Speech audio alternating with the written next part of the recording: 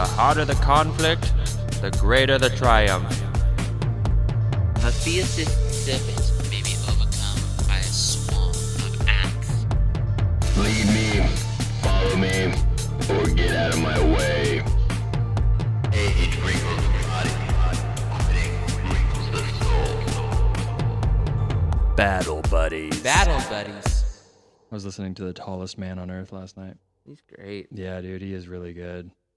I was like, oh, he's got a new album. It's new for me. It's not new, but 2019 is new enough for me. Yeah. I haven't heard it yet. What's like his hit on that one? I don't know. But I am a fan of his, quote, singer-songwriter bullshit. Yeah, he's good. Yeah, I'm on that. Yeah. Well, sir, we've made it to part 3. I've been listening to so much sea shanty playlists with my son in preparation for this, and I've been like really rocking out to this in the kiddie pool today. That's a thing right now. Oh yeah. The sea shanties are going hard. You know, but they're like, some of them that are coming out are like heavily processed. I'm like, do you not understand the point of the sea shanty? Like, To sound like gritty and like, yeah, like you're drunk and like I want a gravelly voice, and like I listen to one, it's like, is this Bonnie Vare? Like, what's going? Why are you singing it like this? You don't sound like someone who's hating their life. Yeah. So I'd love Bon Iver. Yeah, Bonnie Vare's great. Not when I'm trying to do some sea shanty shit. Bonnie Vare. I'm not going to listen to Bon Iver after I watch Jaws. I promise you, Bonnie Vare is not singing his own songs while he's scrubbing the deck. No. No way. He's harnessing his inner Blackbeard or something. That's why he along has those the lines. shouting matches. Yeah. Ladies and gentlemen, welcome to Battle Buddies. Yeah. I feel like it's been a minute since we've recorded. Hard we did like a double recording and then took a week off to go camping. Yeah, you have to go into the woods every once in a while and like Yeah. lose your reception. It's nice. Yeah. So we are here for part 3 of Leyte Gulf, and I'm gonna have to just get some resentments out of the way. I worked my ass off for this episode. I am currently in the process of working on my bachelor's degree for global studies, and in my entire time of all these papers it's essentially the academic version of intelligence. And out of all the papers I've written and all the things that I've done to prepare graduating in October, so out of all the things that I've just done to get ready to get my bachelor's, this none of that compares to what I did to get ready for this episode. Like, I'm not even joking. Yeah. Like I was telling you, I was at my buddy's house and he was like, Are you doing work or school? And I was like, yes. Yeah. All of it. So I just want the listener to know I did my best to collaborate with all of the resources that I absorbed from James D. Hornfisher, who wrote The Tin Can Sailors, the author David A. Johnson over at Warfare History Network and the World War II Database, Ian W. Toll for Twilight of the Gods. I have put all of those resources into a blender and have fumbled my way out, and that's what this episode is going to be. For those who are highly dedicated to World War II lore, specifically in the Pacific Theater, I apologize for any of the holes that I leave out. And again, at the end of the day, this day is such a complicated day that we're about to go over that I tried to make this coherent. Right. Well, and I was thinking about, you said, and I think either the last Let It Go for the first one, it's so different from Thermopylae because we have so much information, and then so much of this is still contested. Like, Yeah. we'll get into some of it at the end, but like, even if a ship was hit or not is being contested still by multiple people. And like, well, things don't totally change, I guess. You know? Yeah. I was just listening to somebody talk for 15 minutes about if the Yamato had a record for a 20-mile torpedo that went off that potentially hit. You heard about that? Yeah. So things like that. Yes. When you get into the weeds with these things, you realize there's people that love to argue about this. But Kevin and I are here not to argue. We're here to entertain. And to paint the picture. We can consolidate truths to, get you close. We can approximate.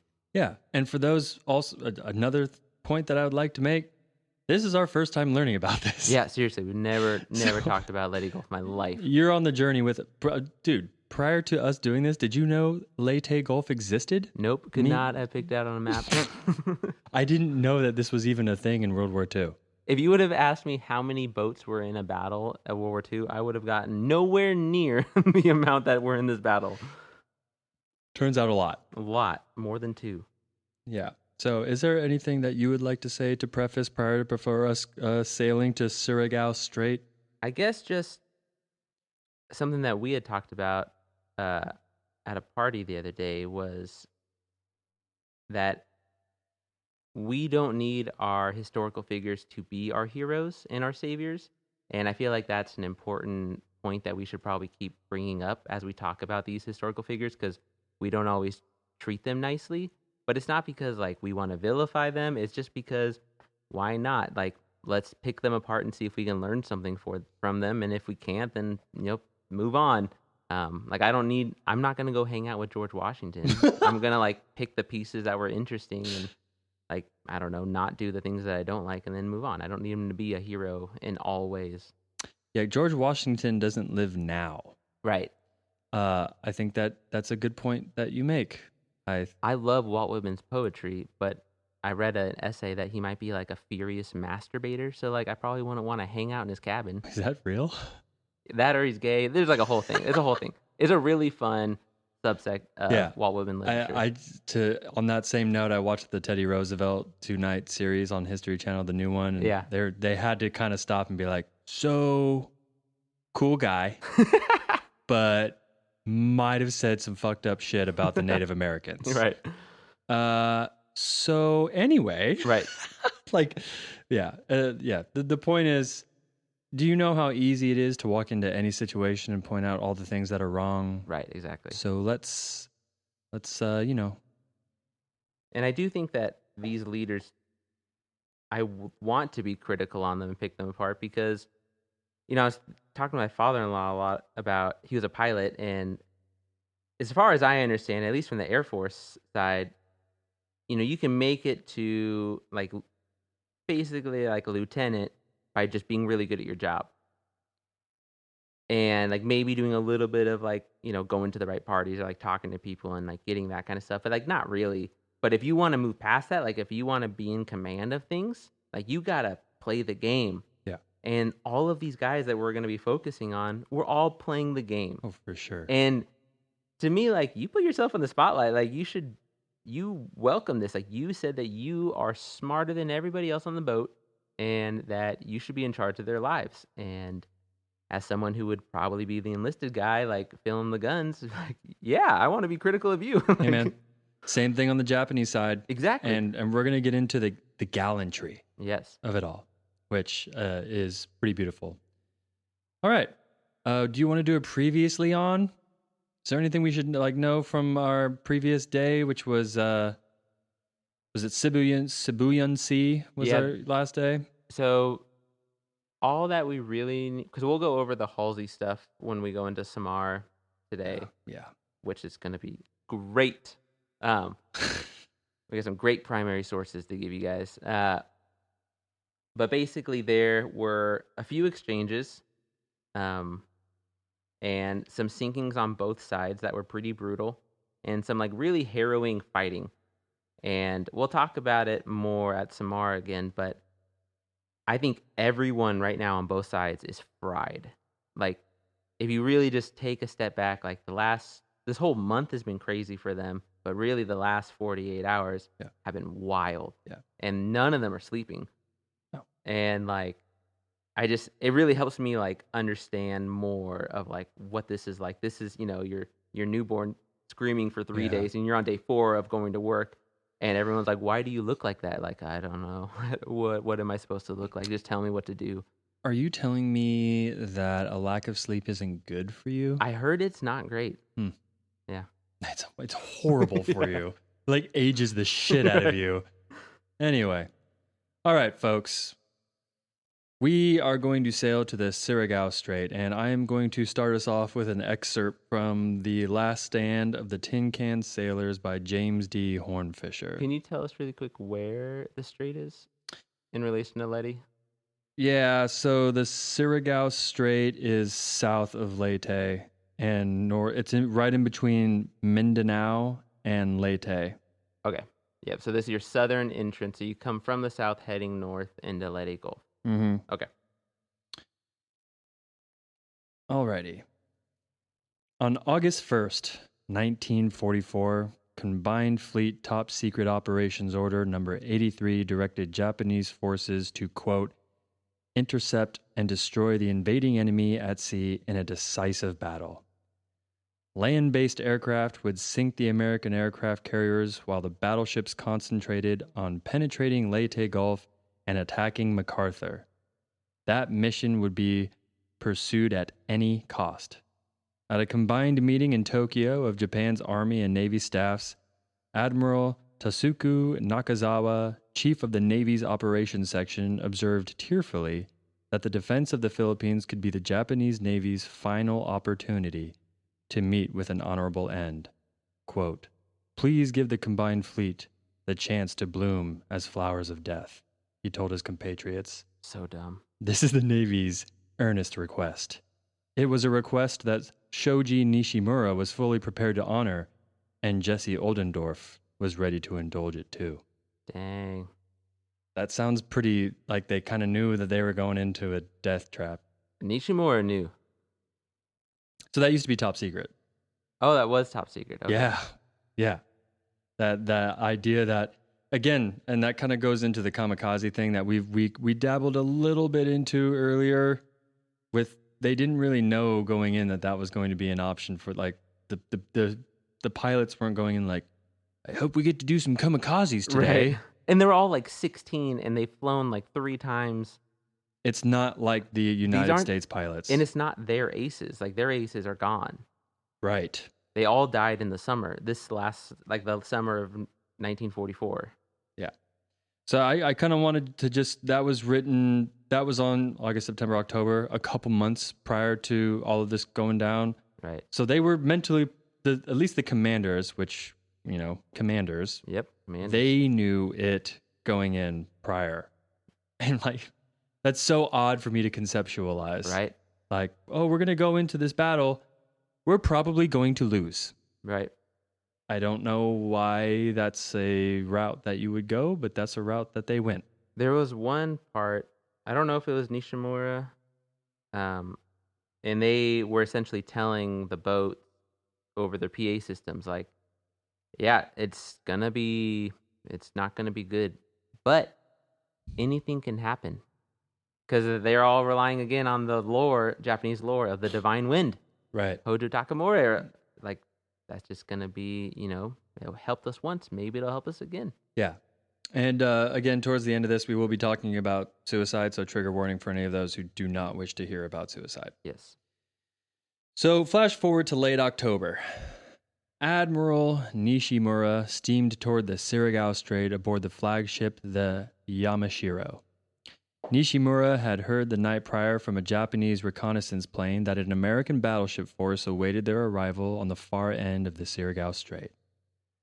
At mid-afternoon on the 24th of October, Admiral Kincaid ordered Jesse Oldendorf to move his heavies down the strait and prepare for some evening action. Since Admiral Nishimura knew full well what lay ahead of him on the end of the Surigao Strait, the author of The Last Stand of the Tin Can Sailors, James D. Hornfisher, wrote, "What drove the Japanese admiral to sail to nearly certain death is between his ghosts and his maker." Damn. It's just, again, and this, with all the literatures that I read, everyone's pretty confused why he went through with this. Yeah.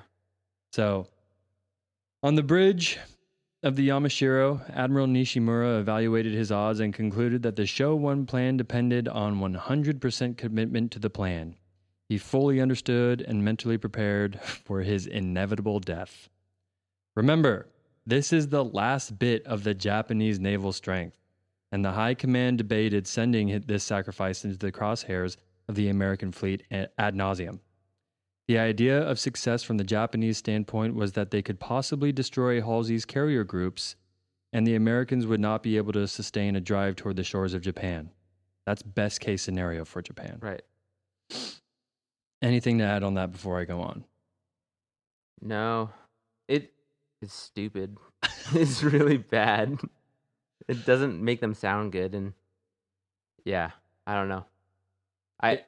The only interesting part of the whole thing was that their force was like split up between Nishimura and Shima, right? And then they were supposed to both arrive like at the same time in that strait, and they couldn't have any communication the entire time. So like that was pretty interesting that they got kind of close. Like, but it would have been cool if they did something where they didn't kill all their men on purpose. Yeah, so you'll come to learn, and we'll talk about this a little bit later, but a lot of communications have to be kind of quiet when you're dealing with conflict because you don't necessarily want to give away your position to other people who might be listening to chatter.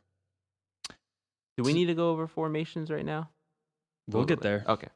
I'm going to be diving into some formations, and please, at any moment that you want to, you can pause me and...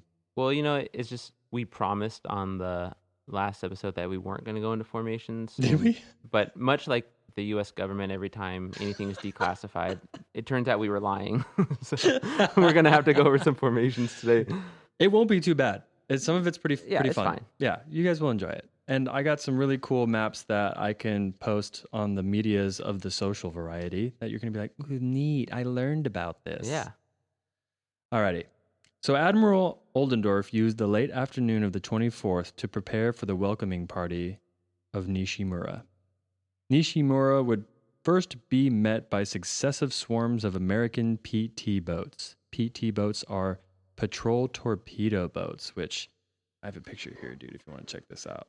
Whoa. Kind of cool, right? They're pretty gnarly. They look like some special forces boats, like some old school special forces boats.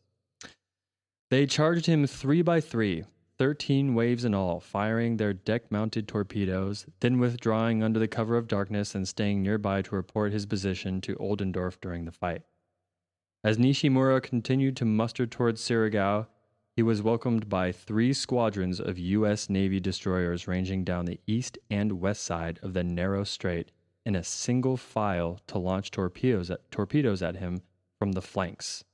Each destroyer had 10 torpedoes each, and the crossfire was intended to cause devastation. Oldendorf's 6 battleships would also cruise single file across a 15 nautical mile stretch of water at the northern outlet of the stretch. Steaming parallel to them 5 miles to their south would be 8 cruisers, 3 to the right of the flank and 5 to the left.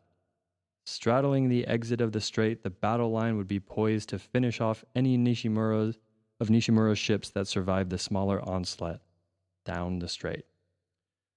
Oldendorf was pretty smart here. As Hornfisher put it, he would take no chances throwing the dice in the fog of war. Here in the narrow waters of the Surigao Strait, there would be no pitched battle. Nishimura would have no room to maneuver. Oldendorf's fleet would hold its position astride the northern end of the strait and devour Nishimura's column like a log thrust into the business end of a U.S. Navy's wood chipper. At 2:40 a.m. on the morning of October 25th, 1944, the destroyer McGowan radioed Oldendorf, "Skunk 184 degrees, 18 miles. The beams from the tin can's radar set had found the enemy in the darkness, and all that remained for Oldendorf's fleet was to close the trap and destroy it." The American battle line spanned nearly 3 miles of ocean, blocking the 12-mile wide opening of the strait into Leyte Gulf. The 6 ships that formed the battle line plunged into the waves of the strait's water at a soft 5-knot speed. The ships were half a mile in intervals, led by the West Virginia, followed by the Maryland, Mississippi, Tennessee, California, and the Pennsylvania. Now we're going to get into some formations here with crossing of the T. I have a quote from Oldendorf. Please provide. So when you're talking about the rolling the dice, so Oldendorf said about Nishimura that my theory was that of the old-time gambler. Never give a sucker an even chance. If my opponent is foolish enough to come at me with an inferior force, I am certainly not going to give him an even break. Yeah. It's pretty intense. But I get it. Dude. He's like, don't do it. If you do it, I'm just going to throw everything I have at you just to make sure. Right.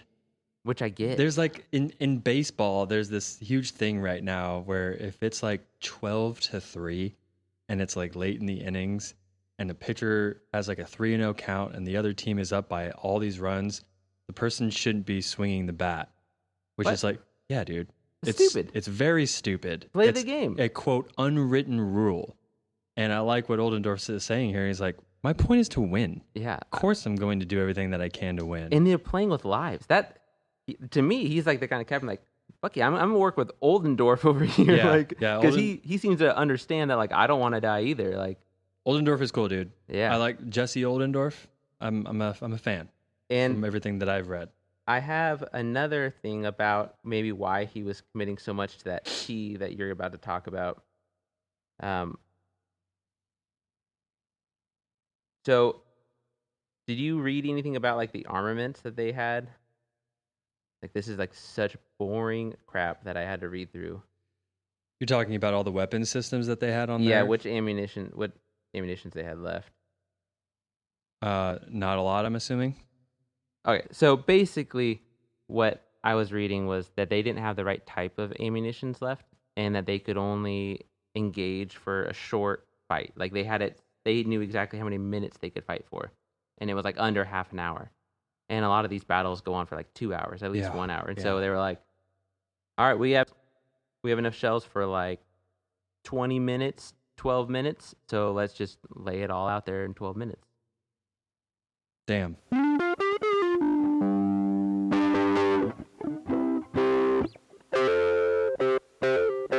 Ladies and gentlemen, we were interrupted by the scorching heat in this recording studio known as Kevin's Garage. Jesus Christ. It's so hot. Today was 108 degrees in Vacaville, California. And Kevin's little preamp, and that's a preamp, right? Yeah, sure. We can call that. People will know what that is. Yeah. It got really hot to the point where touching it was like painful. And so we had to go inside and talk to Hannah about life, love, and other mysteries while it cooled down. And we're back. We're back. These are the sacrifices we make for your pleasure. Right? Yeah. Yeah. Okay. So anyway, if the continuity seems a little odd, it's because we're just working our asses off. That's all. Yeah, we're doing it. Yeah, we're just doing it. We're here. So we were kind of talking about we're about to get into crossing the T here. Yeah. So the ships turned to the right in what was described as majestic unison in a 180-degree arc, falling back into line on a reversed course and sequence. The Pennsylvania now leads with the West Virginia in the rear. So for any naval officer, the dreamed of scenario was to cross the T of his opponent, concentrating their full broadsides on approaching ships that could respond only with their forward batteries. In the narrow waters of Surigao Strait, geography made doing so a much easier proposition. All Jesse Oldendorf had to do was hold his position astride the restricted waters and let the enemy column walk into his crossbar. There's so much of this that's reminiscent of Thermopylae. Like, we want the decisive battle, although that's from Japan and not from America. But America, like, we want this T formate, like we want them to get T'd against our broadside. Mm-hmm. So let's hang out in a narrow. The numbers won't count for shit. Yeah, that's exactly what he's saying. And Yeah. The whole idea here, folks, and I know this because I've been playing World of Warships. nice. The broadside, there's more guns available. Really, that's the concept here. Okay. Is they want to turn their ships to sideways so that they have more cannons available to fire off. Right. Because if you're going straight, I think you only got what, like one? Yeah. A couple, like maybe three? The stuff that I was reading is kind of like you charge and then you turn as fast as you freaking can and then hope you get all of them off and then run away. And that's not very effective. I'm like imagining like a Fast and the Furious, like, It's Tokyo drifting for sure. Captain it's- Evans, he's going to do essentially that. yeah, he was in Tokyo Drift. Yeah. He's Vin Diesel. Yeah. Well, 'cause he really reconciled, I guess, with Japan after that. Went over there. Is that right? No. The way your face looked after you told me that. You were real proud of that one. All right. Alrighty. So at 10:50 p.m., so this is all happening at night. And Japan likes night engagements historically. That is true. Yeah, we haven't talked about that at all because we're not going to get into that bear. But the Japanese night tactics, they trained hard for attacking at night on the water. yeah, and they're really good at it. Mm-hmm. Yeah, very. So at 10:50 p.m., the PT boats ventured out from the dark corners of the shoreline to attack Nishimura's force. Japanese ships opened the shutters of their searchlights, illuminated the PT boats, and opened fire. The PT boats slashed back and forth in trios, firing torpedoes and missing. Japanese returned fire with very little damage as well, which is pretty shocking. That makes me think that the PT boats are hella fast. Yeah.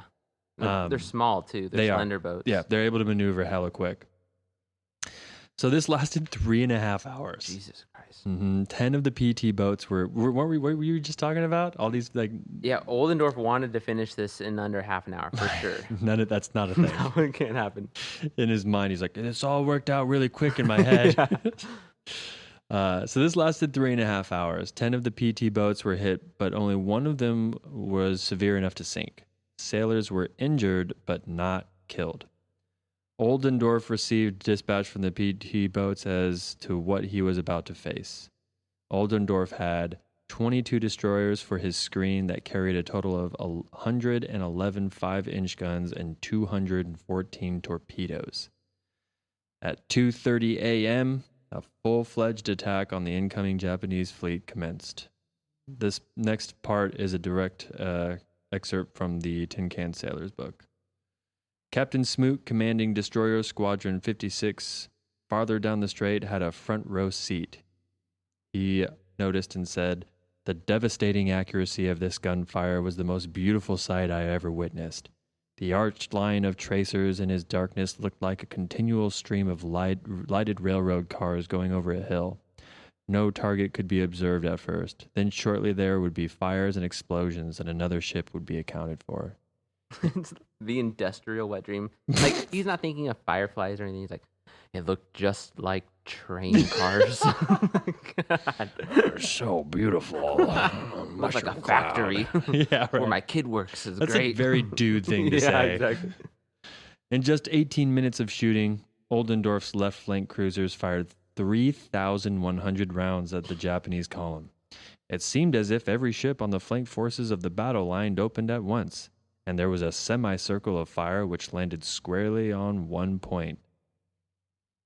The leading battleship was the Yamashiro, which housed Admiral Nishimura on the bridge, desperately radioing for help from the Fuso. The Fuso had been hit from the American forces in a way that split the entire ship into two halves, and it managed to stay afloat. Whoa.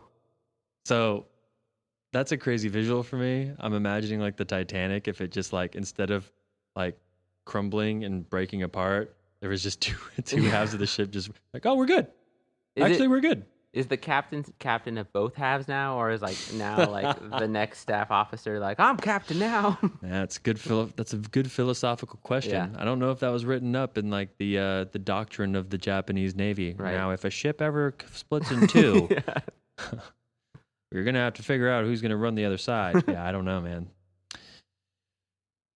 Show 1 was actively failing, as Japanese ships were being blown to smithereens left and right. Japanese ships shot blindly into the dark as American ships used their radars to center their crosshairs on the enemy. As the adrenaline fueled the gunners of multiple ships, flames started to appear on the Yamashiro at roughly 4:11 a.m. As the ship's flames raged on, American destroyers launched 2 more torpedoes, capsizing Nishimura's flagship at 4:19 a.m. In the pale pre-dawn twilight, in the scene in Siriago Strait was appalling. Lieutenant James L. Holloway wrote, I counted 8 distinct fires, and the oily surface of the Gulf was littered with debris and groups of Japanese sailors who were clinging to bits of wreckage and calling out as we raced past. At dawn, the remainder of Oldendorf's task group force formed into a circular anti-aircraft disposition and steamed southward down the strait. According to the skipper of the Daily, at daylight, 7 heavy pillars of billowing black smoke could be seen on the horizon ahead. One by one, these pillars of smoke disappeared as the ships from which they originated sank under the gunfire of our ships. Hundreds of survivors were reported in the water, almost all of whom refused to be rescued and were left to their fate. The wounded and the healthy alike turned away the American rescuers. A flustered destroyer commander radioed to Oldendorf. All survivors in water are nips and refuse a line. What do you want with them? Seconds later came the task group commander's cold reply. Let them sink. Some of the defiant Japanese, those with sufficient muscle or will to survive, managed to swim ashore on Leyte or Dinagat Island, only to be set upon by Filipino guerrillas. Man, so the Japanese, we talked about it a lot in these past couple episodes on Leyte Gulf, but they did not believe in surrendering. No. They're sitting there actively drowning, and Americans are so confused to the point where they're like, should we help them? Right. And they're like, no. I mean, Right. I'm assuming, and this is me being optimistic, that they said, the cold reply of let them sink was because he was like, you're just going to be causing more issues if you try. They don't want to be helped. Right. Like, they want to be flowers of death. They want to bloom. Yeah, they want to bloom. It's crazy because that's not what's happening, despite what movies would have you believe on the European theater. Like armies are surrendering all of the time. Yeah. Like that's how we have trained our soldiers. Like that's how it works. Like you fight, and then as you guys are about to lose, you're like, all right, we surrender now because we've lost time to surrender. Yeah, we've lost too many people, or we lost the position, and you did find the flank. But that's not how Japan's fighting. That's and, what. Go ahead. Oh, I was just saying also the Shogo Ichigo 1 or whatever, it's failing exactly like they predicted. When they war gamed it out, they're like, well, if we do this one, we lose, and then they went with it anyway. Like, great, you guys are so good, you figured out you would lose. A lot of huge question marks. Yeah. And the crazy thing is, you've read some literature on the matter. I've read arguably too much perspectives on the matter, and all of them say the same thing, which is like, we don't really know why they went with this. We really don't know. So, email us. Yeah, right? Maybe on There's somebody listening to this right now who's like, I know why. I feel like maybe it has something to do with the fact that, like, when they, like, did their entrance and they just whooped China's Navy, which was very powerful at the time, and they did it so quickly that everybody in the world was like, holy shit, like, where did these guys come from? They're like, we don't want to end with, like, this petering out, like, when that was our entrance, But I feel like that would only take me so far. Yeah. Well, there's a theory. Yeah. That's a theory.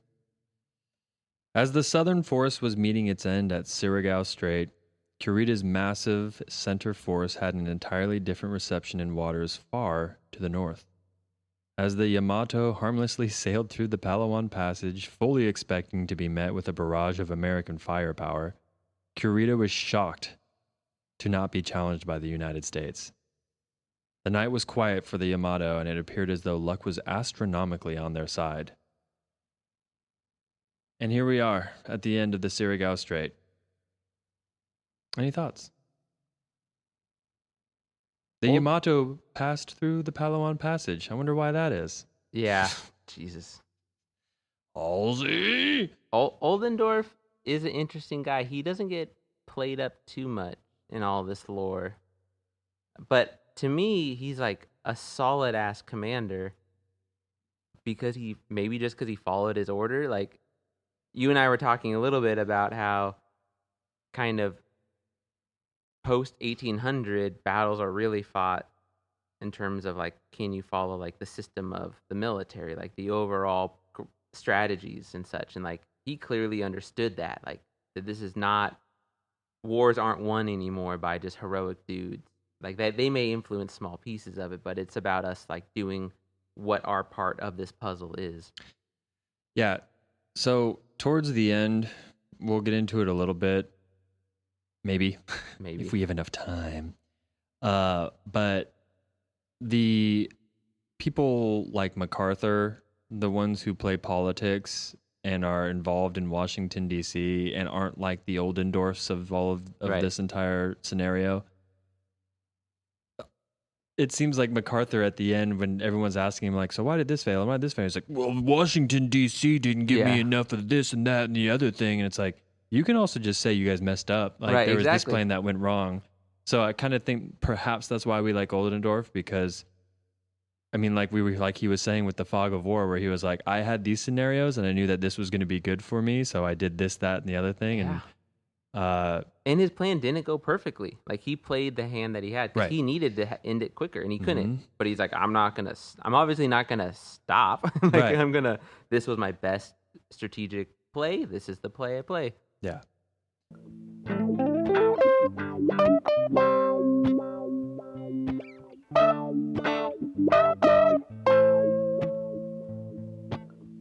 So we are now arriving to the next day, which is the battle off of Samar.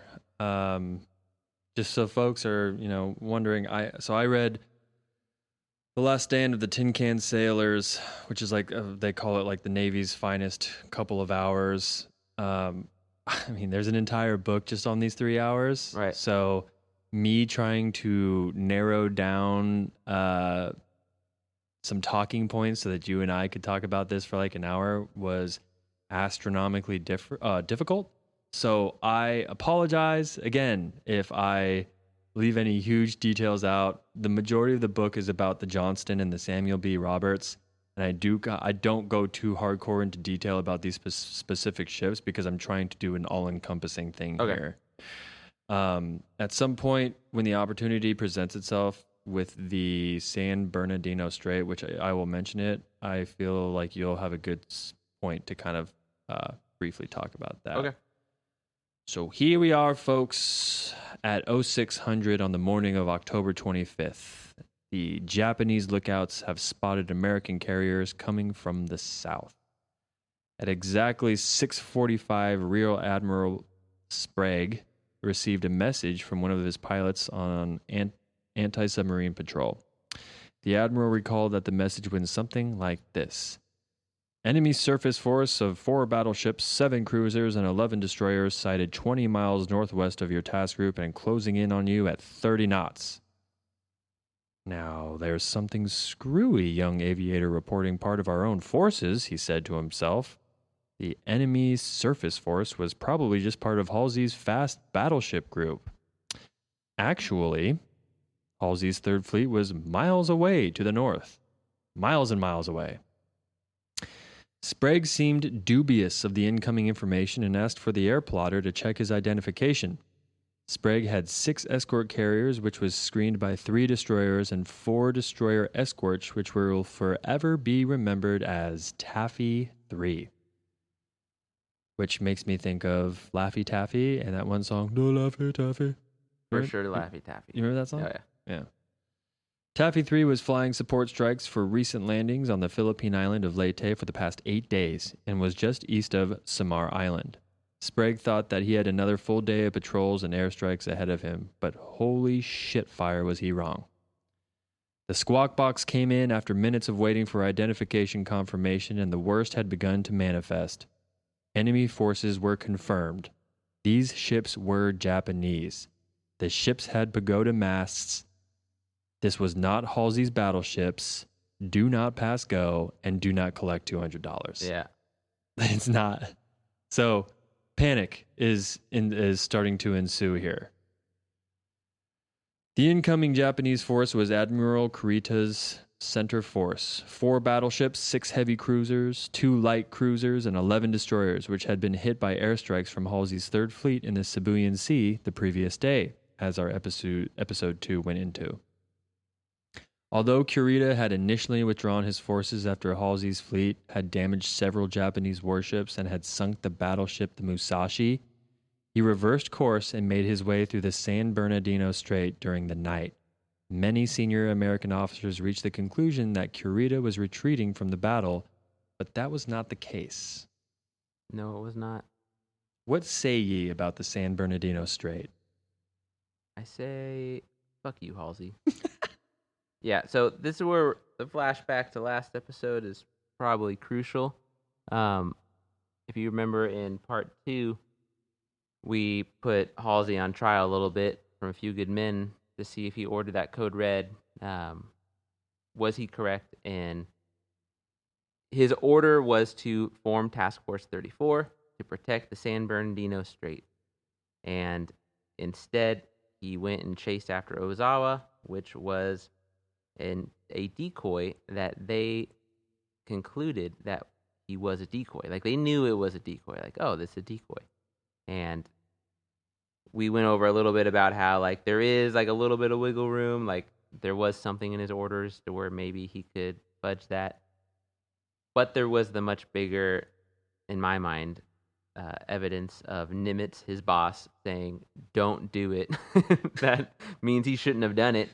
Unless I say anything, Yeah. don't do something that I don't say. Yeah, and I was trying to, like, work through this idea of, like, what those hours would have been like before he makes contact with, before Kurita makes contact with Taffy. And, you know, when he's leaving the San Bernardino Strait, he's thinking it's going to be like Oldendorf sitting there with a battle line. Like, he's like, it's going to be it.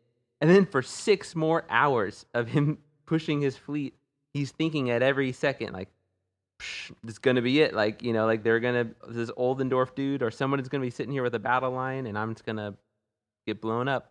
And no one did. Like, I wonder what the score would be like. What would John Williams score that entire traveling through for 6 hours and being like, just tensely waiting for shit to go down? yeah. Oh, I feel like for a movie, it would have to be like a comedy, like an Anchorman, like, boing, like, just like, Bum, ba-dum, ba-dum, bum, Yeah. bum. Just like, why? Okay, so you're not imagining some like Christopher Nolan like ding, ding, ding, ding, Oh, ding, from ding, ding, Kurita's ding, ding, the whole ding, time for sure, but then there's no payoff at the end. It's just like, I made it. bum, bum, ba-dum. Yeah, like, why did I make it? Gotcha. Idiotic. At 6:58, the ships opened fire. Less than a minute later, colored splashes from the Japanese shells landed astern of Taffy 3. Each Japanese warship used a different colored dye marker, which allowed them to spot their own shells and make targeting adjustments. The heaviest armament on any of the U.S. ships was the 5-inch batteries aboard the destroyers and destroyer escorts. Each of the escort carriers also had one 5-inch gun. This was clearly no match for Kurita's force, which included the 18-inch guns of Musashi's sister ship, the giant battleship Yamato. The Yamato's nuts. It is, dude. It's huge. It's correct me if I'm wrong, the largest battleship at the time. Largest battleship. Yeah. Does that still hold? I don't know if it still holds, but there's like a record set for who gets the closest to it. Like, they keep track of that record. Really? Yeah, like who got the closest and didn't die is like a thing. Yeah, it's pretty massive. So I'm looking here at some of our battleships, and I'll post some of this stuff on our social media, but Yamato is bigger than all of these things. Yeah. They don't even come close. Wow. Well, and while you're talking about that, are you going to be talking about Kincaid's messages at this time? Because he's sending a message right now. No, do tell. Okay, so at this time, just so we know where Halsey is, so we can just give a little, everyone give him the bird. He's 400 miles to the north at this point, fighting Ozawa. So, like, he has taken the bait. And we'll talk about it again. But the weakness of the Kaigun's navy is when you fight them en passant, which means if you just don't take the bait and just pass the bait. So, like, he clearly didn't. It's a mistake. But he's 400 miles away now. So, this is a whole other can of worms. Halsey can't do anything, right? While all this battle is going to be happening, there is nothing he could do. He cannot cross 400 miles in under an hour. It's just not going to have these boats. These boats can go, like, at most, there's one boat that gets up to like 50 miles an hour in this conflict, I think. And, like, that's like, it was like amazing. It's Yeah, like, it's oh my astronomical. God, like, you did it. Mm-hmm. So, like, they're not doing it.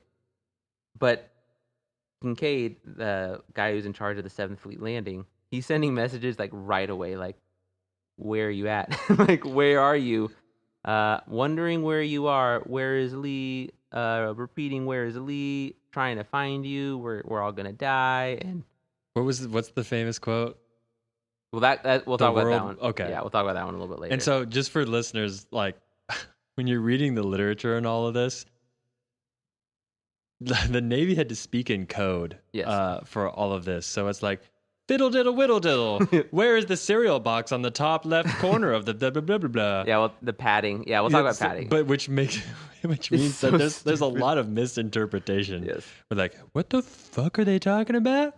But for sure, Kincaid almost immediately is like, if I'm gonna die, or if my, if Taffy 1, 2, and 3 are gonna die, I'm gonna at least make sure that there's record that makes Halsey look like an idiot. Fair. Because he knows Kincaid is smart. Like, they all planned out. They know how this battle's supposed to go. Like, he knows Halsey's way too far away to get there. And he's just, like, being petty. And I think I love it. Like, I think I love this idea of, like, I know you can't do anything, but where are you? Are you going to come help us? Just put this one into the official record real quick. Are you coming? Dude, that's real though. Yeah. So like logbooks in the military are like considered legal documents. Yeah, I bet. Yeah. So that's smart. And the author I was reading, he's like, he goes back and forth if he thinks it's like too petty of a move to do or like just petty enough. Interesting. Like, I think it's cool. Like, yeah, and this is another thing that, I mean, we can talk about too, but Taffy 1, 2, and 3, they are escort carrier That's formations. right. And so like it's essentially just recon is what they do. They're not meant for fighting, dude. No. And this is like heartless to say, but like in the grand scheme of this war and even this battle of Leyte Gulf, like losing Taffy 1, 2, and 3 does not spell the end of the mission for America. In fact, wouldn't really amount to anything. It wouldn't stop any of our future missions that we want to go on. But it's still a bunch of our sailors, and it's still like, I think Kincaid, to me, I like how petty he is because he's like, I don't care if it's not a strategic importance right now. Like, you shouldn't have put them in this situation. Like, it's your fault. This definitely has whispers of Thermopylae. Yeah. It's as I've been reading this entire time, Japanese forces are way stronger than what's going on with the Navy. Yes. With Taffy 3 and all. Yeah, the 18-inch guns are brutal. And it's mainly about their destroyers, right? Like, so Kurita's destroyers, because that's what we're going to run into in that first hour of like, I mean, I guess we'll get into that, but like his destroyers especially, like they can put on the hurt quickly, if I understand how these ships are lining up against each other. Is that true? Because you're talking about because of the armament that they have? Yeah, in the ordnance that they carry. Yeah, it's ridiculous. Yeah, the amount of torpedoes that they're able to, and the distance that their torpedoes like go are insanity. Yeah. And one of the books that I read goes into detail about this, that the Yamato launched a torpedo from 20 miles away and it hit. Yeah. That's crazy. Supposedly. Right, allegedly. So yeah, again, we were talking earlier about how a lot of the stuff's controversial. I'll just bring up 2 quick points about that are like actually controversial in this exact exchange, just so that we can know that it is impossible to like decipher everything. So the Hoel claims it struck the Haguru at 6,000 yards. This point is in in America's naval historical records, but Japanese Navy disagrees with that, and there are analysts, both foreign and domestic, that disagree with it.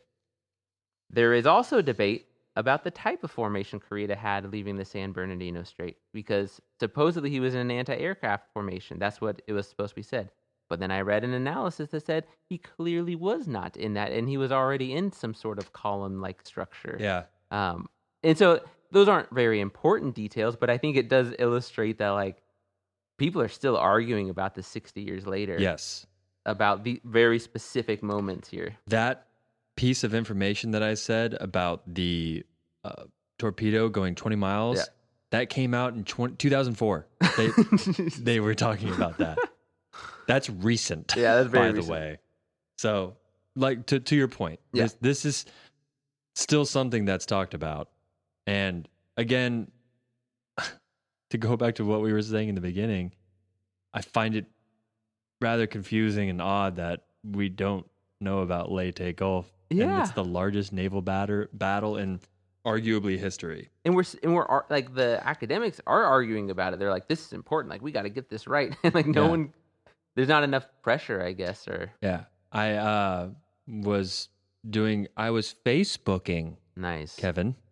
Sound like a 55-year-old dad. But I was in the Pacific War group on Facebook, and this guy commented on one of our posts about McCampbell and like the Medal of Honor or whatever. And this guy was like, "Why isn't there a movie about this?" And I was like, "We need to email Steven Spielberg right now." And I bet you Steven Spielberg would be like, "Never heard of this." Yeah, right. I should make a movie about Yeah, this. this sounds Why great. the fuck was I wasting my time with West Side Story? They already made that shit. Let me make some Leyte Gulf. Anyway.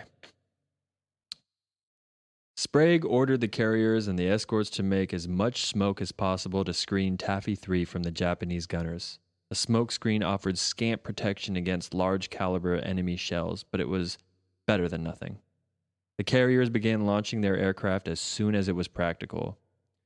Meanwhile, on the Yamato, nobody could see that the carriers of the enemy task force were escort carriers and not fleet carriers. Right. Oh, and do you have how they made the smoke? I have how they made the smoke. Oh, so please talk. Yeah. So I definitely read an entire thing about it, and I was like, I can't add this. It's so cool. It is hella cool, but there's so many details that I had to. It was, again, listeners, it's hard for me to figure out what I should put in, but please do. Okay. Tell So the audience. I wrote it out. Like I took the same thing. There's like a lot on it, but I was like, you know what? I was like calling BS on Spencer in part 1 when I was like, it was called a screen, not a smoke screen, silly. And like, yeah, no, they use smoke. I was wrong. So Taffy actually did 2 types of smoke ordnance. And one was like an actual ordnance, which was a white smoke that they fired out. And that was mainly, I think, from the Johnston was firing, like in the front of their screen, they were the one that was firing it. And the second one, which is like crazy to me, which was just like overloading their ships. So they messed with the air to fuel feed, and it created a black smoke. And From the water or from the actual ship itself? I think from the ship itself. Like they mess with like the air. It talked about how the air and the fuel, like when you're mixing your air and your fuel together, and you mess with it, and you create like this like really gross sludge. And they said since there wasn't that much wind at that moment, because we'll talk about the rain squall later, that with the white smoke was actually pretty good cover. So they like hid in the cove, and then there was like black and white smoke like mixing in front of them. Like, it sounds epic. Dude, you remember in Pirates of the Caribbean, the ride? Yeah. When you're like coming around that bend and you see the 2 ships firing at each other, it's got that nice little haze. Yeah, that's cool. Yeah, dude, that's what I kind of imagine. Yes. I can see that being surrounded by this like atmosphere that your ship created being kind of whimsical. Oh, yeah. Yeah. Well, thank you for sharing that. Is that what you got? That's all I got on that one. Science, chemistry, folks. Chemistry at work.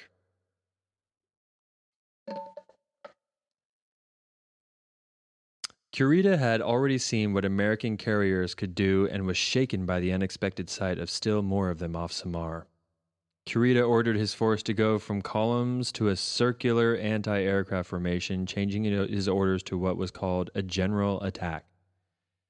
This threw his entire fleet into a state of confusion, considering a battle line would have allowed Kurita to bear all of his big guns in a solid line. Now, all the Japanese ships would operate independently, which would greatly reduce Kurita's gunnery. Yeah. Questionable decision. Well, but I like it. I actually like it. Because, wait, I have something on it. I was reading something on it that I really enjoyed, which was essentially that. Okay, so if they had the freedom to attack the targets that they saw instead of having to worry about information, they could do different things. So the wind was blowing from the northeast, so attacking a carrier from a windward position stopped that carrier from launching aircraft because they thought they were fighting carriers, not escort carriers. Mm-hmm. But then, so like that's one option.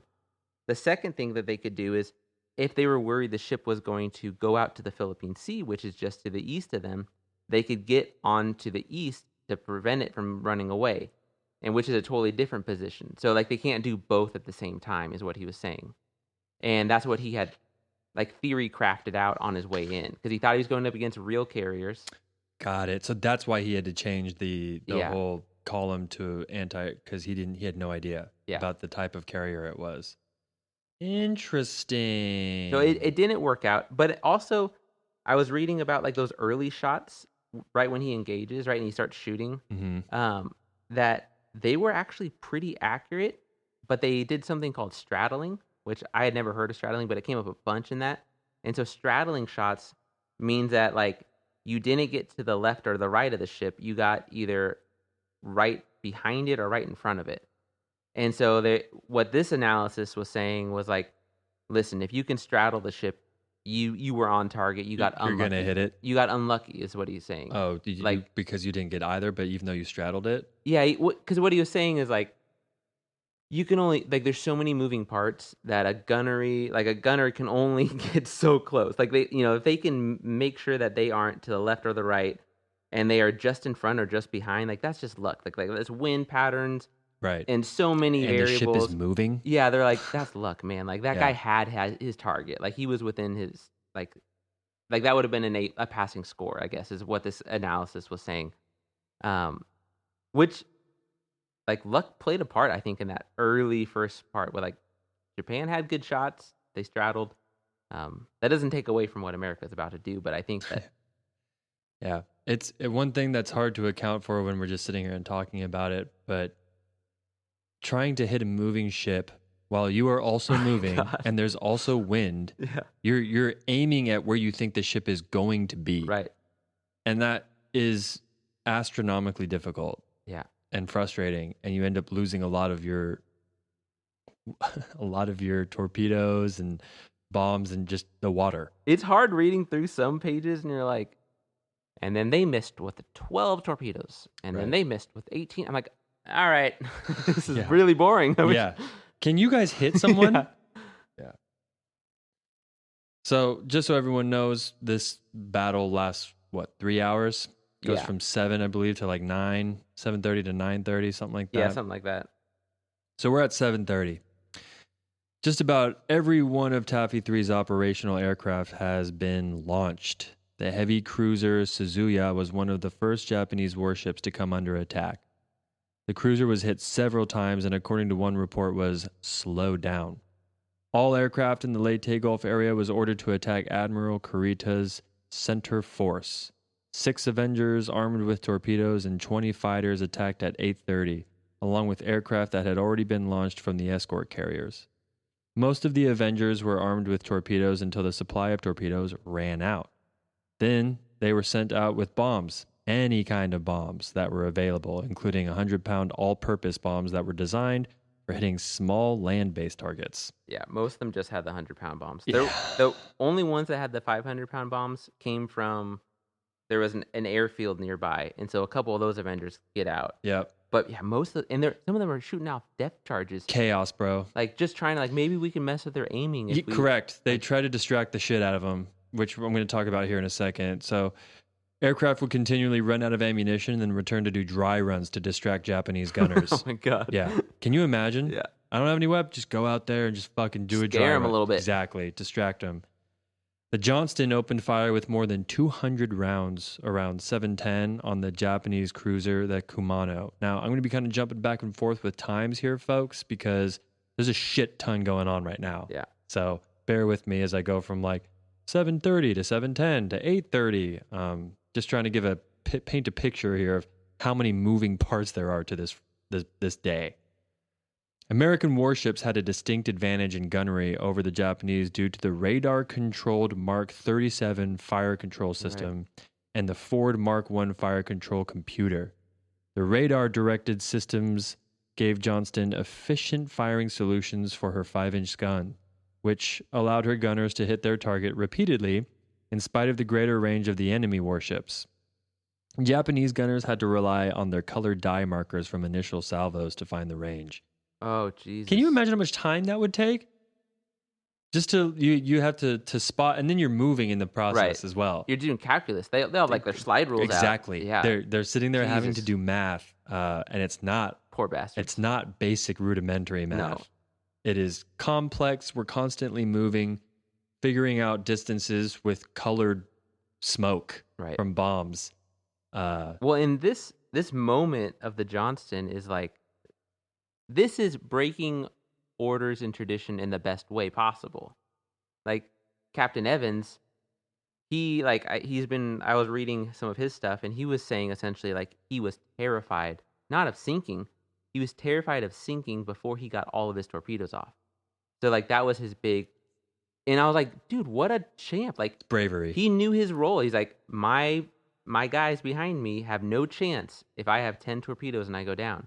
So he flies out of the smoke at 45 knots, which is about 50 miles an hour. Like that's the fastest I have seen on this whole. Right. Hell yeah. He's going hella fast, and he's Booking it. engaging at 18,000 yards, which is not. That's super far away. Right. Usually they're hitting at 10,000. Yeah. That's crazy. This is definitely kind of reminding me of when you and I were doing the Thermopylae series, and we were talking about the difference in technology that the Persians had with, archery Right. against the armor that the Spartans had. Right. This is definitely the same kind of thing going on here with the radar systems Yeah. that we have. Is far superior than the sailors doing math Right. on the ship. Are they doing it like in A Beautiful Mind? Like they're writing on the window, like crayon, like and the Yes, window they're blows up. all wearing glasses Yeah. and some they're hallucinating, and there's some amazing music happening. And Russell Crowe punches someone in the face. If you think you could do it, just like stay up on a bender for like 3 days and then go try to like go and take a math course really quick and try to do like a math test. Like you're gonna suck at it. Correct. And then get your arm blown off, and then like that was your writing arm. Like, ah, shit. Dude, A Beautiful Mind was a crazy movie. That was crazy. Yeah, I love when he's he's doing diagrams of the chickens. That's Yeah. my favorite part. Or the pigeons. I also loved him doing math about trying to pick up girls in the bar. Yeah, that was great. It was a great scene. Nerd alert! This is what every bearded guy thinks. Like, and then I like that it doesn't work. Like that's the best part. Yeah. How old were we when that movie came out? Like 12? Yeah. That movie ruled. Go watch A Beautiful Mind, folks. I wonder if it stands. At 7:30, Johnston was finally hit by 3 14-inch shells and 3 6-inch shells. These hits knocked out the afterfire room and engine room, cut all power to the steering engine, and 3 after 5-inch guns, and rendered the gyro compass useless. Yes. The ship's speed was reduced to 17 knots. Its radar antenna snapped off its mast, crashing into the bridge and killing 3 officers. Whoa, I didn't know that. Yeah. I knew that it's all the other stuff. I didn't know that. Yeah. But it got its 10 torpedoes off. That's dope. And it hit the heavy cruiser Kumano. Oh, did it? So wait, let me make sure I get this right. So it hits the heavy cruiser Kumano, and what's cool about this, the analyst that I was reading, what I liked about it is he's saying it's a 2-for-1 because that was the flagship of that section. So they had to transport all the senior officers to the other ship that was comparable to become the new flagship. So essentially, for 20 minutes, there were 2 ships that were heavy cruisers that were out of commission. And like, that's what he did that was so amazing is he took out the right ship. Like he attacked the right ship at the right time, and like really did something good there. Impressive, Evans. I'm not sure. Evans. Is he not the captain? I think he's the captain of that one. I think Evans might have won the Medal of Honor. He should have. I'm going to go into that, but Okay. I think he might have won the Medal of Honor for It what was you're talking crazy. about. Yeah. The Japanese continued to attack the American ships until Yamato came to about 400 meters from the burning escort carrier, the Gambier Bay. At 8:40, a more pressing target appeared astern. 7 Japanese destroyers in 2 columns closing to attack the carriers. Reversing course to intercept, the Johnston attempted to pass in front of the formation. Again, crossing the T, a classic naval maneuver to limit the enemy ship's firepower.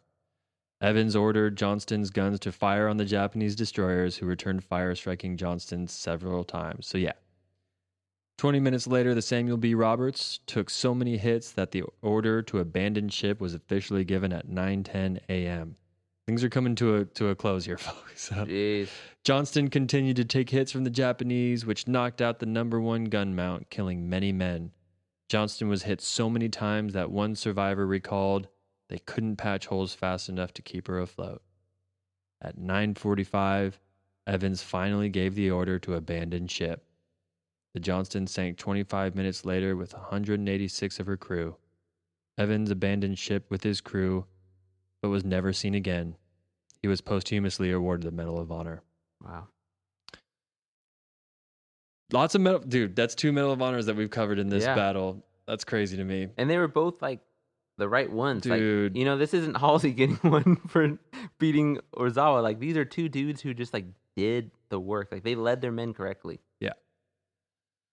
As the Japanese destroyer Yukikaze, the cruiser slowed nearby, Robert, Billy, and several other crewmen saw her captain salute the sinking Johnston. Yeah. Dude, that's a Japanese captain saluting the Johnston, just showing straight up gallantry to a fellow sailor, not a fellow countryman, just a fellow sailor, like showing just legitimate respect. Like, it reminds me of UFC fighters who like absolutely hate each other, but then they go the full 5 rounds, and then at the end, when they're just battered and bloody, they just give each other hugs, and they're like, bro, I love you, dude.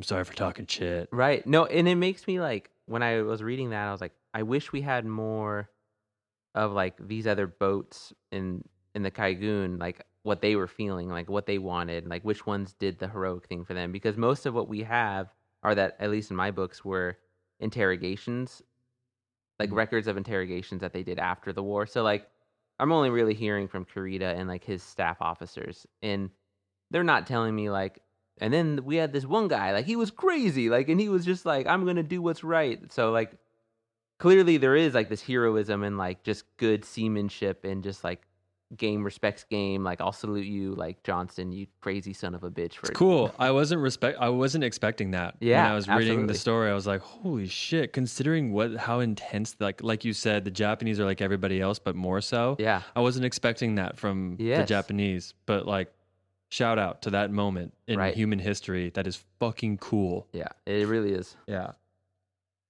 Samuel B. Roberts rolled over and sank at 10:05. Of her crew of 8 officers and 170 men, 3 officers and 86 men were killed, missing, or died of wounds. Then, timing of a message from the Southwest Fleet that reached Yamato changed the course of the battle. As Kurita realized that the American ships he was attacking were smaller ships, he began to decide whether he should let the remnant of the strategically unimportant fleet go and instead engage in the pursuit of primary targets, the American transports. The message noted that the American task force was located 5 degrees and 113 nautical miles from the Salutin Lighthouse. At only 30 nautical miles northeast of Kurita's current location, it took Kurita only a brief moment to decide that he should engage the American task force. Thus, to the Americans' surprise, Kurita seemingly withdrew to the northeast at 0920 hours. You guys, Spencer is underplaying how weird this moment is, because at this moment, his formations have started pressing. So so at the beginning, right, whichever cruiser was hit by the Johnson, like they're all the heavy cruisers were in front, kind of attacking from the Japanese side, but his formation started to pan out, and so his destroyers were coming in, and they were on the flanks, and they were starting to really lay in to Taffy 3, and like Taffy 3 was going to go down, and then he's just like, peace, going north. And I was reading a ton of shit. He may not have got a message. Like, the message may have came way later. Yeah. It's weird. Yeah. No, there's a lot of speculation about what the fuck happened there. Yeah. And you're gonna hear some quotes from some United States citizens about the entire experience of them just busting, leaving. Yeah. The action for Taffy 3 that day was not over. At about 10:50, 5 kamikazes from an air base on Luzon attacked Sprague's carriers while they were recovering aircraft. The suicide planes approached at low altitude and never showed up on radar. Kitkun Bay was badly damaged by a bomb from one of the Japanese aircraft, although the kamikaze itself bounced off the port catwalk and splashed harmlessly into the sea. The St. Lo was not as fortunate. One kamikaze, a Zero fighter, crashed through the flight deck and exploded below. Torpedoes and bombs that had been brought up to the flight deck began exploding, setting the entire length of the carrier on fire. At 11:25, St. Lo went down under a dense cloud of smoke. St. Lo had been originally commissioned as USS Midway, but had her name changed when Midway was given to one of the new fleet carriers. Old-timers blamed St. Lo's misfortune after surviving the big guns of Admiral Kurita's center force on the carrier's renaming, as some salty Navy dogs would know that renaming a ship is considered super unlucky, like bad fortune. The most superstitious people. Yep. So Kurita had been... so do you want to talk about the kamikazes? That's those two. That's what I got on the kamikazes. I don't want to talk about the kamikazes. I just want to shout out to Fukuomi the day before for saying, like, that's not why I trained my pilots. Yeah. I do have stuff on why I think Kurita bounced, but I don't know if we want to talk about that. We're gonna get Okay, there. okay. We're gonna get there. We're about to be wrapping up here, kind of. Yeah, shocking that I didn't write anything down on kamikazes other than kamikazes bad for Japanese and Americans. Yeah, that's a touchy one, folks. Like that. They wouldn't have gotten anything. Like, okay, if this is like Independence Day and it's like you're gonna take down the mothership and it takes down the whole army, like you might be able to convince me that a kamikaze in that moment is the answer. This is Taffy 3, a recon fleet that has no, like, they don't have any of the big guns that America is using in this area. Like, they're not even, like, they're not high priority targets here. Like, they're not gonna be doing the medium range bombing on Japan that they're so worried about, and they should be worried about it. Yeah. Can we also talk about how this? So Americans are now in fixing mode. We're going in the water, finding parts, trying to like scrounge up planes. This happens hours after the bulk of the fight. Hours. Perhaps we talked about this a little bit at the party that we were at over in the weekend, but maybe we talk about where the term kamikaze originally came from with the right, yeah. Was it Kublai Khan? Kublai Khan, yeah. So Kublai Khan, after Kublai Khan is in charge of China, and then he launches this crazy naval battle that's like incomprehensible with like how many ships that he launched. Like it was insane.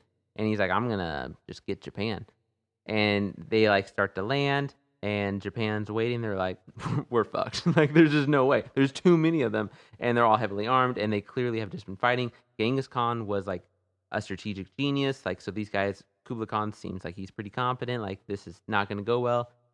And then there was the divine wind, the kamikaze, and yeah, which was a hurricane. And it wrecked all of their boats, so they were all stuck. And they just surrendered. They were like, we can't do this. Yeah. So the kamikaze is derived from a hurricane that was conveniently timed to take out an enemy force from China on Japan. When you start to dive into Leyte Gulf, little, clickbait things on the internet and a lot of stuff that you start to research, a lot of the like selling points are, this is the first time, right, kamikazes are used and this and that and the other thing. It really is kind of there's much more going on in this battle than kamikazes. Right, no, absolutely. If you are a person who is a sociopath and you're in high school, you're like, I want to learn more about kamikazes. Right. Exactly.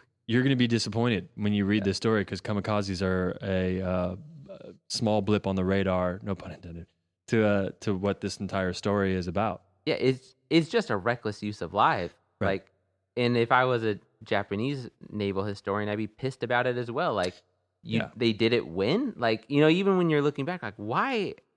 To what purpose? Like, this isn't Shoichigo 1 anymore. Like, this isn't even our plan. Like, Yeah.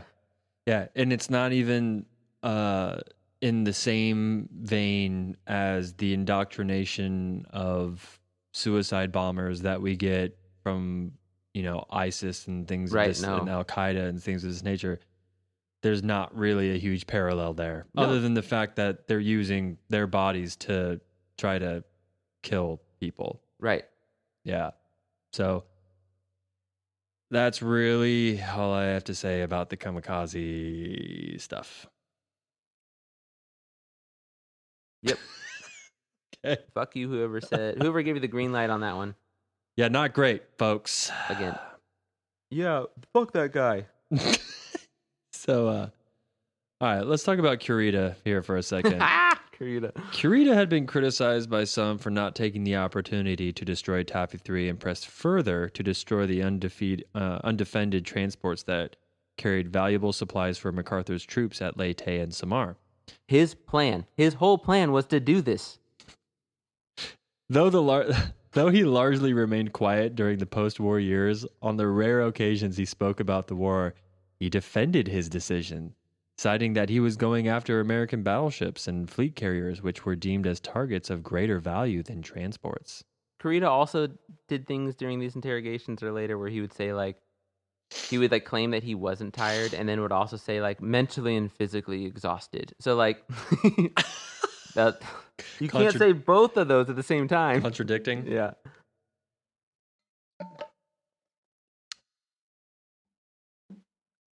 Okay, so I have some stuff on Kurita. Do you have a little bit more on what you want to say about Kurita? Give me what you got on Kurita. Sure. Kurita had received a severe beating from Halsey's Third Fleet the day before, and he had no desire to repeat the encounter. From what he knew, as well as from what he imagined, he might very well be doing just that if he remained off Samar. At 12:36, Kurita signaled Tokyo. First Striking Force has abandoned penetration of Leyte anchorage. Is proceeding north searching for enemy task force. Will engage decisively, then pass through San Bernardino Strait. The enemy task force he was searching for did not exist. This was the mysterious fleet that was reported at 9:45. Is it the Flying Dutchman? Like, turn the ship around, boys. Sprague had no insight into Kurita's motives. He only knew that a large Japanese fleet, which by rights should have sunk his entire force and gone on to attack the landing force at Leyte Gulf, had inexplicably turned away. The plan, they all knew that was the plan the whole time. The battle was summed up by one historian. In a running fight lasting almost 2.5 hours, 6 escort carriers and their screen of 3 destroyers and 4 destroyer escorts, aided by planes from Stump's escort carrier unit, has stopped Kurita's powerful center force and inflicted greater loss than they sustained. Sprague himself had this to say about what had happened off Samar. The failure of the enemy main body and encircling light forces to completely wipe out all vessels of this task unit can be attributed to our successful smokescreen, our torpedo counterattack, continuous harassment of enemy by bomb, torpedo and strafing air attacks, timely maneuvers, and the definite partiality of Almighty God. Seriously, I would get baptized after that. If I was on one of those escort carriers, like, they left. Oh, Jesus. I would get baptized in the Philippine Sea all day after that, bro. All right, here's what I got on Kurita. It's pretty similar to what you're saying. Okay, the biggest thing is we will never know the exact reasons. Like, Kurita is pretty tight-lipped. For me, the most plausible is a combination of sleep deprivation and fog of war. On both sides, almost no commanders seem to have slept for multiple days at this point, which is crazy. Multiple days. The commanders. That what is it? The 3 days of no sleep. You're clinically insane. Yeah, You're considered clinically insane. You're right? at least having auditory hallucinations. For those of you out there, go onto YouTube and type in "Mama Dog," and you will watch a Marine in Iraq who has not slept for days, essentially hallucinating on what Jesus. we think it's hilarious. Marines think it's Yeah. hilarious. I don't think so. Watch it. Email me. Get on Twitter and tell me what you thought of the video. If you force me to watch it, I'll watch it. You would like it. You would like it. It's funny. It's silly. Okay, so this would make maneuvering multiple ships over so many miles incredibly difficult. Let's also not forget that there are a lot of aircraft flying around Kurita right now. After the war, one of the operation officers even said, even in comparison with the experience of the American attack that we had experienced the previous day in the Sibuyan Sea, this was the most skillful work of your aircraft. Not only that, but Kurita was all too aware of the fact that his forces went from about 32 ships to 16 in 48 hours. For the fog of war, it helps to realize that warfare of this time still relied on what someone could actually see, especially for Japan. Yeah. A fleet commander would be on the bridge of a flagship in the middle of the very large formation over multiple miles, and they would literally not be able to see everything going on and would have to rely on reports. So it's a game of telephone. That works well, right? Right? With this perspective, it's easy to see how someone can make a bad call while fighting their nerves. Wilmot, the author of the book that I was reading, he puts it well when he says, Kurita, like Halsey, was simply overwhelmed by the sheer size and scale of this battle. And in truth, nothing in his career could have prepared Kurita for such a battle. This was a battle in which formations were deployed over thousands of miles, where the area of battle extended over hundreds of miles, and where time was compressed in a way that defies readily understanding. Kurita even gives us his own views when he says, yet it is asking much to expect precise logic from one whose flagship had been sunk, who had endured one whole day of submarine attacks and alarms and another of devastating airstrikes before being able to engage, and whose force had been reduced from 37 ships to 18, 3 of which had been detached to rescue survivors. So, to me, that's like, he's kind of admitting without admitting because he can't fully admit, but he's like, I was shot. I didn't want to die anymore. Like, it was one thing when we said it in Japan, like, we're going to look for the decisive battle and go out in a blaze of glory. But this wasn't a blaze of glory. This was trench warfare stuff. Like, this was, we were getting slogged and, like, we were slowly losing ships. And I still wasn't sure if this was an escort carrier or a regular carrier. And I just wasn't ready to go down. So I went north. Yeah, that's, I guess, to kind of go off of the whole kamikaze thing and the top secret blurb that I wrote in the beginning of this. The whole idea was just like, go out, fight, and, what is it from Thermopylae, on your shield or upon it? Yes. Or with your shield or upon it? Yep. Same thing. Yeah. Go out and die for your country. That's all that was more important than winning. Yes. Which is not how the United States does business. No. The opposite. Yeah. Like, try to win. Yeah, win. It's you could see it was just a battle of technologies, a completely different ideals, different mindset. Crazy fucking war, dude. Crazy. It's crazy that Taffy didn't get wiped out at the end there too. 100%. And the fact, because if the United States had the same mentality that the Japanese did in that situation, they would have died. Right. Probably. I don't know. Who knows? I have an ending quote here. Okay. It's short, and it's a famous one here. Wait. Do you want to do that quote? Do you want that to be the last thing? Or do you want to do that quote and then I talk about Halsey's temper tantrum? I want this to be how we end the episode. Okay. So go ahead and let's talk Halsey. Let's go on to a lighter side of this war. And that is our dear colleague, our friend. If I see you, if Halsey, if you come, did Halsey die? He must have died. He must be old. Did Halsey die? Oh God. I'll buy you a beer, Halsey. I apologize. If I ever find your grave, I'll leave a beer I there. found the perfect picture of this. So Halsey has. Oh my gosh! Look at him. I just showed Kevin a picture. He looks like if you had a friend who had just the biggest asshole dad. Like the moment Oh, if man. you were at this dude's house and he was like, "Yeah, Dad's coming home," it's like, "Peace." Yeah, exactly. I'm not hanging around for that. like. No, he'll let us smoke a cigar with us. Like, I don't want to fucking smoke a cigar with that guy. That's perfect. So Halsey has a famous temper tantrum, and we're going to talk about it now. This is my favorite thing because no one dies in the process, but someone's ego gets crushed. So our understanding was that Halsey made an incorrect call in chasing Ozawa for a multitude of reasons that we boil down to the en passant, and his boss told him not to.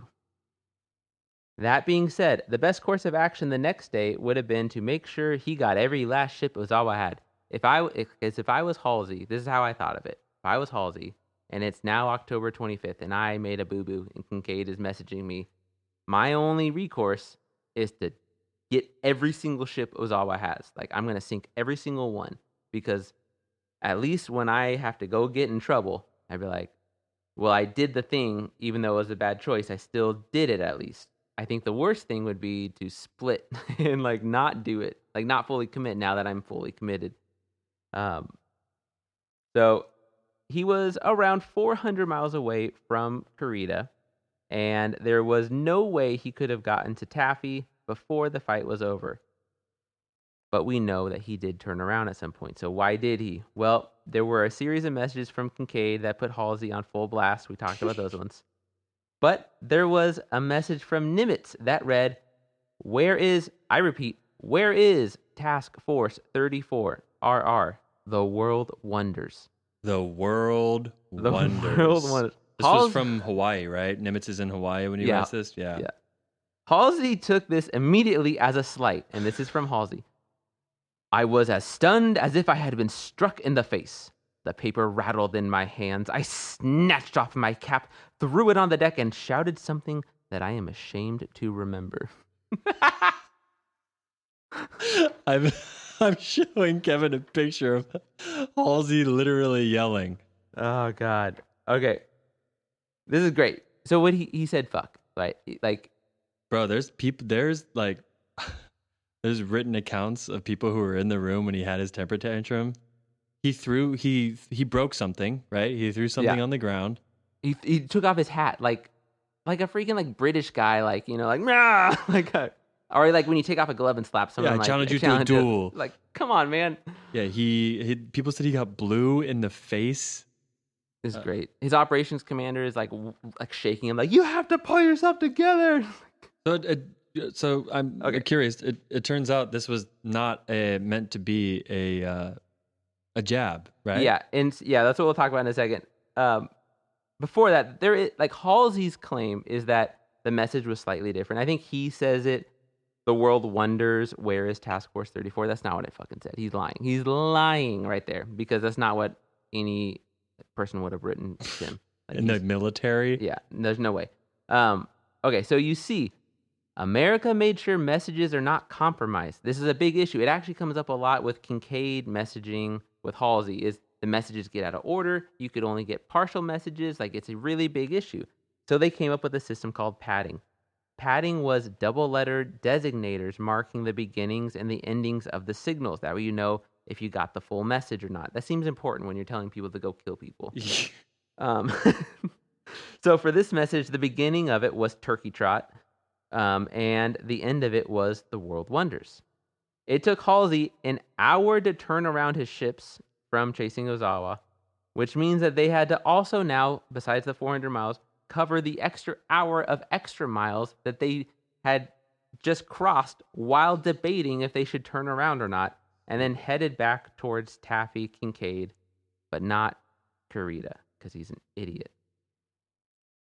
So letting go feels weird to conclude on like two commanders making objectively bad calls, but I think it's really fitting. Like, the scope of this battle is simply so large that it was kind of stupid to like think that just some fleet commanders were gonna do it. Like they were just gonna keep it all straight for multiple days. It seems like both countries thought that could happen. Like, and that would be fine. We talked about this a little bit earlier in some of the other episodes, but communication was not great. No. And there was not really, and it really, really begins with MacArthur, Nimitz, and Franklin Delano Roosevelt meeting at Pearl Harbor to have a dinner and really talk about what their next action plan is. You know, Nimitz wanted to go to, where do you want to go? Was it Formosa? He wanted to go to Formosa, and MacArthur wanted to go to the Philippine Sea, Leyte Gulf, and right then and there, just the disagreement, MacArthur just ended up getting his way, and you could see just from the very beginning of how this was all playing out, there wasn't really any cohesion with what to do, where to go, and if you look at the 3rd Fleet and the 7th Fleet and the 5th Fleet, and all these all are under different commands. Yeah. And they all have different like plans. Obviously, with Halsey just going off and fucking off to the north, hardcore north, where he can't even help, and all this shit's going. How are you supposed, bro? Never has the term "how do you sleep at night" been more fitting than with like Halsey. Like, bro, how do you straight up sleep at night knowing that you left hella dudes to die? And then he turned. Like, to me, the part for Halsey that's like, I can't reconcile it is like, because he kept saying, like, there's so many records of Halsey saying at different points between the 24th and 25th of like, Kincaid troops will be fine. Like, they can tough it out because I already weakened that Kurita's fleet, essentially. And then to turn around halfway through, like, you already condemned them, man. Like, just go do it. Like, right. I would, if I was left, if I was in Taffy, I would be pissed that he was coming back. Like, you know you aren't going to get here. Yeah, fuck you, dude. You go do your thing now. Yeah, exactly. Like, you better make my You death left worth us here, it. bro. Yeah, make it worth it now. I agree. And he couldn't bear it or something? Like, he couldn't take the ego? I don't know. Infuriating. Yeah, so me, oh my, when you and I decided that Leyte Gulf would be a good idea for us to cover, this was hard, folks. I need to read through those transcripts again to see how much I really consented to Leyte Gulf. Fair point. Difficult, I gotta say, researching this, and hopefully, like, if you all have made it this far, like, I hope it was somewhat of a palatable story that you found entertaining, but also maybe learned something along the way. It's interesting that, you know, because almost like right after this, right, once we start getting nuclear subs, like, all of this goes away. Like, there will never be battles of the scale anymore. Correct me if I'm wrong. Is this not the last battleship engagement? Yeah. In recent ever? I right? believe so. Yeah, this isn't happening anymore. It doesn't happen anymore No, because this isn't a thing. That's not how, like, we've consolidated power into one ship, and we can now run our subs really silent for a really long period of time. And it's just interesting that, like, the, like, level of, like, I don't know, like, excessiveness, like, it's so extreme, and it's just like dripping with like too much, and then it's gone. Yeah, there was a lot of, while I was reading it, all the different sources, like, in my mind, one of the main things I remember thinking specifically with Samara was like, where's Yamato right now? Right, like, exactly. My entire mind is, I want to know where Yamato is, because Yamato's the big bad. Right. And yeah, the idea here at the end of the day, the takeaway from my opinion is sometimes people with a lesser advantage win. And that story, for the audience, whomever happens to be watching at the time, those are the stories that we're attracted to. Right. Same thing with Thermopylae. Yep. Yeah, because that happens on both sides, right? Like the Judy bomber that gets the American ship on the 24th, like those planes were those pilots were severely undertrained, but they still got one because they freaking pulled a Hail Mary there. And that was impressive. I really do think that was impressive. Yeah, lots of little stories like that in these. And the crazy thing is, folks, like, we kind of barely scratched the surface of this. So much. We didn't even talk about, like, no communication between Japanese ships as they tried to converge the 3 fleets together. Like that was crazy. Yeah. And that was pretty bonkers that they got as close as they did to doing it. Right. They almost hit each other. Yeah. I was like, They almost ran into each other. oh God. And there were ships that ran into each other. Mhm. We're not going to talk about that. That's stupid. But that like happened a few times. Yeah, dude. It was a shit show. Shit show. Yeah. I'm listing to port right now. I feel you. I've been listing this entire time. Okay, you got something. All right, to wrap this up with a nice little bow here, folks. Morrison wrote fittingly of Taffy 3's fight. In no engagement of its entire history has the United States Navy shown more gallantry, guts, and gumption than in those 2 morning hours between 0730 and 0930 off Samar. And that I like it. is the Battle of Leyte Gulf from Spencer and Kevin's mind. Why do people in the holes. 40s love the word gumption? It's fun. It's a fun one. That's a fun word. It is. It's a very mustache word. I could bring that word back to my class. You got gumption, kid. Yeah, they would love that. Yeah. Everything's a vibe now. It's a vibe. It's a vibe. And I'm like, define what a vibe is. And they can't. I'm like, you don't know what that word is. Vibrational auras is where that comes from. Thank you, folks, for listening to us. If you made it all through the Leyte series with us, I super appreciate you. I know Kevin does as well. True. I really can't even stress enough how much like time and passion I put into these last 3 episodes. The amount of words that I read and consumed to try and get a story was, man. You did great. You did too, dude. Thanks, man. It's a really positive podcast. Dude, we're just buddies talking about really shitty things. Yeah. Yeah, right? Do you have any idea what we're gonna do next? I don't know. I keep going back and forth on a lot of things. Actually, I got some ideas. Well, one thing is Spencer and I are talking about doing kind of like a book report on famous war books where we talk about like key books that you should know about if you want to study any kind of wars or battles. And guess what? We'll do it so you don't have to. Exactly. We'll make it funny. Yeah. Like Because- Art of War. You were talking about the Clausewitz one. Yep. There's one that I funny. have a bunch of on my Audible list of like one's called Strategy. There's a bunch for us to dive into. We're also thinking about picking some just subjects, such as like we'll have an episode on IEDs. Yes. Have an episode on just like tanks, like the history of tanks. So I was thinking we might check out the Vietnam War. Ooh. An early battle of Vietnam War. Pretty famous. Okay. Or we could do Roberts Ridge. I'm interested in Roberts Ridge So too. we might be Very going soon. to Vietnam. Vietnam. Some people born made to raise a flag. Ooh, they're red, white, and blue. That was Credence. That was great. Thank you. That was Credence. Little CCR. Yeah. They're from Southern California? They're from NorCal, bro. I didn't know that for so Kevin. many years. Do you know the Green River Brewery or the Green River Tap Room? I love the Green River Tap Room. Green River is the name of a song by CCR. But he has Buda a Creek. southern accent when he sings.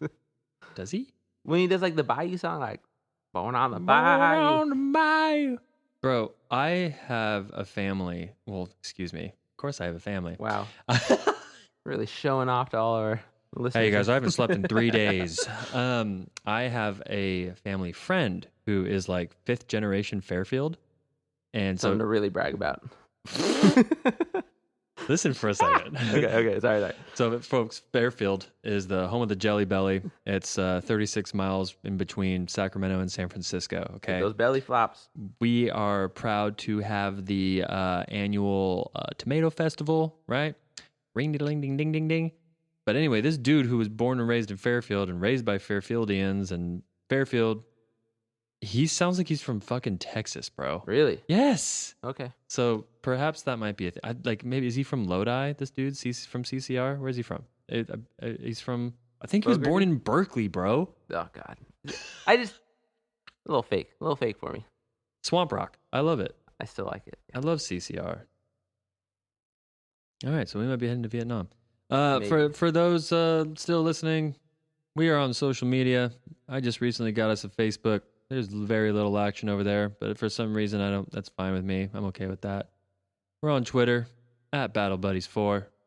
We're on Instagram battle_buddies_pod. Email us at battlebuddiespod@gmail.com. Yeah. We are on all streaming services. We're taking this worldwide, folks. Going worldwide. Worldwide. And it sounds like we're going to be hopping over to Vietnam, which is not far from the Philippines. No. So we're keeping it Or it South close. Africa. I'm really liking South Oh, Africa. look at you. I'm all over the place. We gotta talk. Okay. Anyway, bonsai, folks. Bonsai. The harder the conflict, the greater the triumph. The fiercest serpent may be overcome by a swarm of ants. Lead me, follow me, or get out of my way. Age wrinkles the body, quitting wrinkles the soul. Battle buddies. Battle buddies.